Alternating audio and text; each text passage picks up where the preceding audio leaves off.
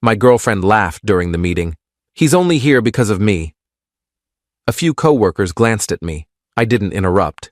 Sure. I stayed quiet until the meeting ended. Later that afternoon, a question was asked in private that completely changed who everyone thought I was. I'm 36, and I've been working at the same company for 5 years. My girlfriend and I have been together for 3 years, living together for the last year and a half. She joined the company about 8 months after we started dating. I helped her with her application, gave her some interview tips, connected her with a few people internally. Standard stuff. She got the job on her own merits. I made that clear to her and to anyone who asked. She was qualified, had the right experience, interviewed well. But somewhere along the way, she started believing a different story. The story where she was the one with all the connections, all the influence, all the power, and I was just there, riding her coattails. It started small. Comments at home about how she'd introduced me to people at work events, even though I'd known them for years. How she'd helped me network, even though I'd been networking in this industry since before we met. How she'd elevated my profile, even though my work spoke for itself. I laughed it off at first, thought she was joking or just feeling good about herself. But it kept escalating. She started telling these stories to our friends, to her family, and apparently to our coworkers. Last Tuesday, everything came to a head. We had a department meeting, about 20 people in the conference room, another 10 on video call, quarterly review, project updates, the usual. My girlfriend and I were both presenting, separate projects but back-to-back on the agenda. She went first, did well, solid presentation, got good feedback from our director. Then it was my turn. I started presenting my project, walking through the data, the progress we'd made, the challenges we were facing. About 10 minutes in, during a technical explanation, our director asked my girlfriend a question about integration with her project. She answered, then added, "Yeah, and honestly, he's only here because of me. I got him into most of these meetings." She laughed when she said it, like it was a joke. A few coworkers glanced at me. I felt my face get hot, but I didn't interrupt, just said, "Sure," and moved on with my presentation. The rest of the meeting was a blur. I finished my section, answered questions, sat down. My girlfriend didn't seem to notice anything was wrong. She was on her phone, smiling at something. After the meeting, people filtered out. A few gave me sympathetic looks. One guy from my team patted me on the shoulder. I packed up my laptop and went back to my desk. My girlfriend came by about an hour later, all smiles. "Good meeting, right?" "Yeah. Your presentation was good. A little technical, but good." "Thanks. Want to grab lunch?" "I've got a call in 10 minutes. "Okay, later then." She walked away. I sat there staring at my screen, replaying what she'd said. He's only here because of me. In front of our coworkers, our director, our entire team. I stayed quiet until the meeting ended. Didn't confront her, didn't make a scene, just processed it. Later that afternoon, around 3, our director called me into her office. "Got a minute?" "Sure." I walked in. She closed the door, gestured for me to sit. "I wanted to talk to you about the meeting earlier." "Okay." "What your girlfriend said, about you being there because of her, that was inappropriate. I wanted you to know that. I appreciate that. I also wanted to ask you something, and I'm asking because I realize I don't actually know the answer. How did you end up at this company? What's your background?" And that question, that simple question, completely changed who everyone thought I was. Update 1, I looked at my director. She was waiting for an answer. And I realized she genuinely didn't know. My girlfriend had been spinning her version of events for so long that even our director thought it might be true. "I was recruited 5 years ago," I said, "headhunted from my previous company. I'd been working in the industry for about 8 years at that point. The recruiter reached out because of a project I'd led that got some press. The company was looking for someone with my specific experience to launch a new initiative. My director nodded slowly. And your girlfriend? She joined about 2 years later. I helped her with her application, gave her some advice, but she got the job herself. She was qualified. So you've been here longer than her? 3 years longer, yes. And you came in at what level? Senior specialist, got promoted to lead about 2 years in. My director leaned back in her chair. And your girlfriend joined as associate. She's a specialist now. So you're 2 levels above her. Currently, yes. She was quiet for a moment. Then, why haven't you corrected this narrative? The one where she's the reason you're here? I shrugged. At first, I thought she was joking. Then it seemed petty to correct. I figured people who mattered would know the truth, but clearly I was wrong about that. People believe what they're told repeatedly, especially if no one contradicts it. Lesson learned. I'm going to be honest with you. I've been operating under the assumption that you were brought in through her referral, that you're here because of her connections. That's shaped how I've viewed your work, your contributions, your potential. That stung, but I kept my face neutral. And now? Now, I'm going to look at your work with fresh eyes, and I'm going to have a conversation with her about professional boundaries and workplace behavior. I'd rather you didn't. Why not? Because I don't want this to become a thing. I don't want to be the guy whose girlfriend had to be reprimanded for lying about him. It's not about you. It's about her spreading misinformation that affects how the team perceives both of you. That affects decisions I make about assignments, opportunities, promotions.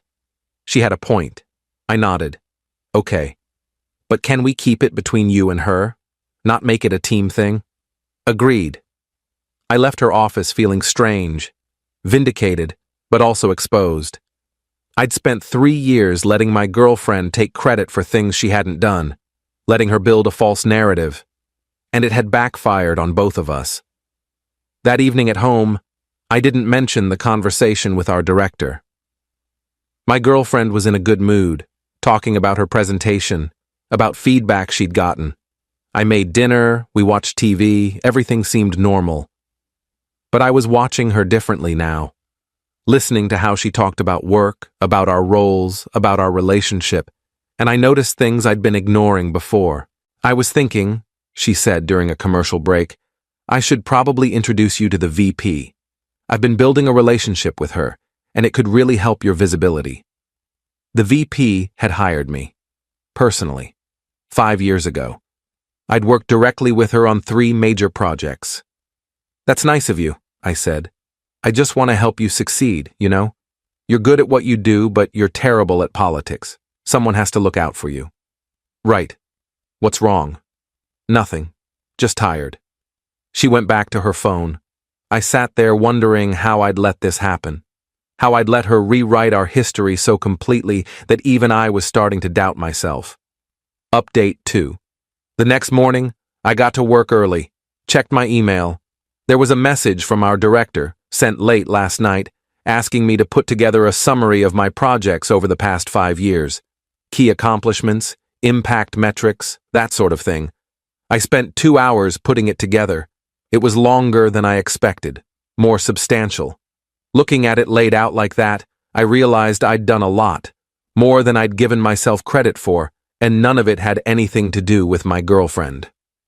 I sent the summary to our director around 10, got a response 30 minutes later. Thank you. This is impressive. Let's talk tomorrow about some upcoming opportunities. Around noon, my girlfriend came by my desk. She looked upset. Can we talk? Outside? We went to the parking lot. She was pacing, agitated. What did you say to our director? About what? About me. About us. She just called me into her office and asked me to explain my comment from yesterday's meeting. Said it was inappropriate and unprofessional. I didn't say anything about you. Then why did she bring it up? Maybe because you said something inappropriate and unprofessional in front of the entire team. It was a joke. It didn't sound like a joke. It sounded like you were taking credit for my career. That's not what I was doing. Then what were you doing? She stopped pacing. I was trying to be funny, to lighten the mood. By diminishing me in front of our coworkers? It wasn't like that. That's exactly what it was like. And apparently, you've been saying things like that for a while. Long enough that our director thought it was true. She looked shocked. She thought, what? She thought I was here because of you. That you referred me. That I'm riding your coattails. She didn't know I was recruited. Didn't know I've been here 3 years longer than you. Didn't know I came in 2 levels above where you are now. I never said you were. Maybe not explicitly. But you implied it. Repeatedly. And people believed you. She was quiet for a long moment. Then her face crumpled. Not with anger, but with something else.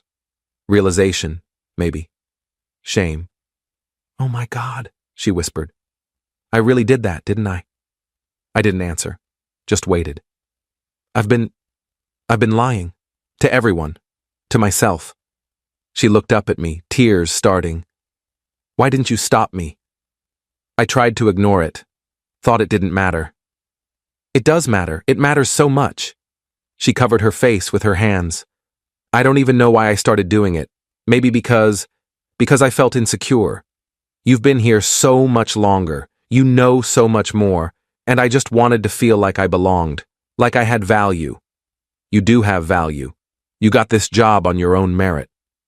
But I didn't believe that. So I made up this story where I was the important one. Where I was the one helping you instead of the other way around. She was crying now. And I actually started believing it. That's the scary part. I convinced myself it was true. I felt my anger softening, not disappearing but changing into something else. Understanding, maybe. Why? I asked. Because the truth felt too small. I was the girlfriend who got a job at her boyfriend's company. People assumed you'd pulled strings. Even though you didn't. Even though I earned it.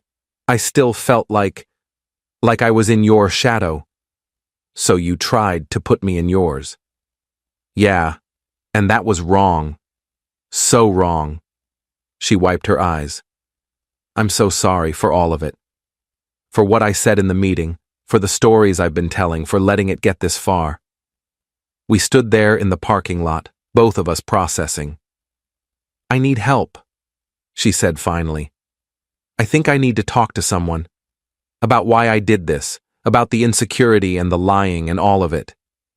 That's probably a good idea. And I need to fix this. At work. With people. I need to tell them the truth. That's going to be hard. I know. But I have to do it. Update 3. Over the next few days, my girlfriend did something I didn't expect. She started telling the truth. She went to our director first, apologized for the misinformation, and clarified the actual timeline of events. Then she started having conversations with team members, not making a big announcement, just quiet one-on-one talks where she corrected the record. I wanted you to know, she'd say, that I misspoke about some things. My boyfriend actually recruited me, not the other way around. He's been here much longer than I have. I was exaggerating my role, and that wasn't fair to him or to you. Some people were understanding, others were confused or uncomfortable. A few were angry that she'd misled them, but she kept going, kept apologizing, kept correcting. At home, things were different too. She'd started seeing a therapist twice a week. We had long conversations about insecurity, about professional identity, about the pressure she'd felt to prove herself. I think part of it was my dad, she said one night. He always made everything a competition with my brother, who was more successful, who made more money, who had the better job. I internalized that, made everything about winning. Even our relationship. And that's messed up. You're not my competition. You're my partner. I should have said something earlier, I admitted. Should have told you it bothered me. Why didn't you? Same reason you didn't stop yourself. I didn't want to make waves, didn't want to seem petty or insecure. So we both just let it fester. Yeah. She reached for my hand. Can we not do that anymore? Can we just be honest, even when it's uncomfortable? I'd like that. Update 4. 2 weeks after everything blew up, our director called me in again. I've been reviewing your work, she said, and I've been talking to other people on the leadership team. We're impressed. We've been underutilizing you. Okay. There's a new initiative starting next quarter. High visibility, strategic importance. We'd like you to lead it. What kind of initiative? She explained. It was big. The kind of project that could make or break a career. Significant budget, executive visibility, potential for major impact. I'm interested, I said. Good. There's one thing I should mention. Your girlfriend also expressed interest in this kind of work. Obviously, we're offering it to you based on your seniority and experience, but I wanted you to know and I wanted to ask, would that create any issues? I thought about it. A month ago, it might have, but things were different now. No, I said. We're working on our communication. If this is the right role for me, she'll support it. And when the right opportunity comes up for her, I'll support her. That's mature of you both. We're trying. That evening, I told my girlfriend about the project, watched her face carefully, looking for resentment or jealousy. Instead, she smiled. That's amazing. You're going to be great at it. You sure you're okay with it? Honestly? There's a part of me that's jealous, but that's my issue to work on, not yours. You earned this, and I'm proud of you. Thank you. Besides, she added, my therapist says I need to stop measuring my worth by comparing myself to others, especially to you. We're on different paths, different timelines. That doesn't make one better than the other. Your therapist sounds smart. She is. She also said I should probably look for opportunities that play to my strengths instead of trying to compete in areas where you excel. There's a cross-functional role opening up in the marketing partnership division. Less technical, more strategic relationship building. I think I might apply. That sounds perfect for you. Doesn't bother you? That we'd be going after different things? Why would it bother me? Because we wouldn't be in direct competition. You might actually surpass me in titles and recognition. I might. Or you might excel in your area and I'll excel in mine. Either way, we're both succeeding. That's what matters. She leaned against me. When did you get so wise? Probably around the time my girlfriend decided to start telling the truth. She laughed. A real laugh, not the performative one from the meeting. Fair point. Final update. It's been 3 months since that meeting where my girlfriend laughed and said, I was only there because of her. The new project I'm leading is going well. It's challenging, high pressure, but exactly the kind of work I wanted to be doing. My director has been great, giving me autonomy while providing support when I need it. My girlfriend got the role she applied for. The marketing partnership position was perfect for her. She's thriving in it, building relationships across departments, creating strategic initiatives that play to her strengths. Last week, she got recognition from the executive team for a partnership deal she brokered that's projected to bring in significant revenue. I was there when she got the news, saw her face light up, and I felt genuinely, completely happy for her. No resentment, no competition, just pride in watching her succeed on her own terms. The VP, the one who originally recruited me, reached out a few weeks after everything settled, said she'd heard about what happened and wanted to check in. We had coffee. You handled that situation with a lot of grace, she said. It wasn't about handling it. It was about understanding it. Still, a lot of people would have let that relationship implode, would have made it ugly. It almost did get ugly, but she took accountability. That changed everything.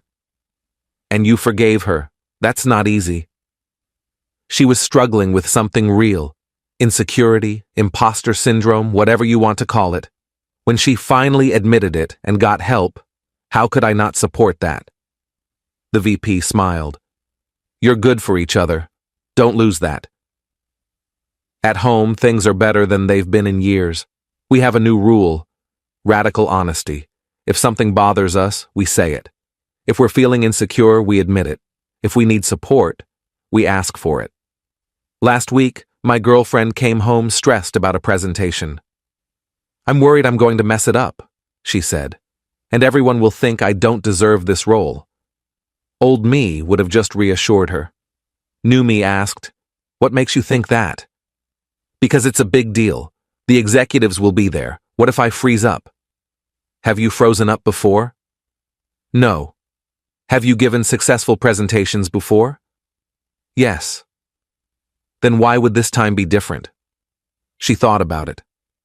"Because the stakes feel higher." The stakes are always high.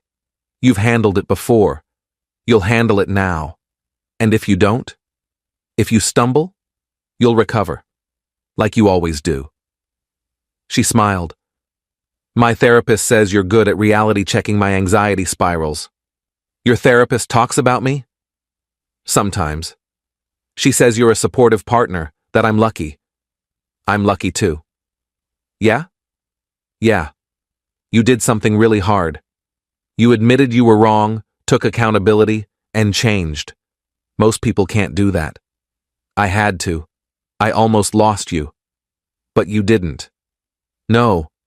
We fixed it together."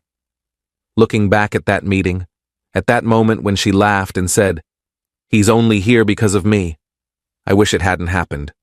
Wish we'd communicated better from the start. But I also know that sometimes people need to hit a wall before they can change direction. And when our director asked that simple question about my background, everything did shift.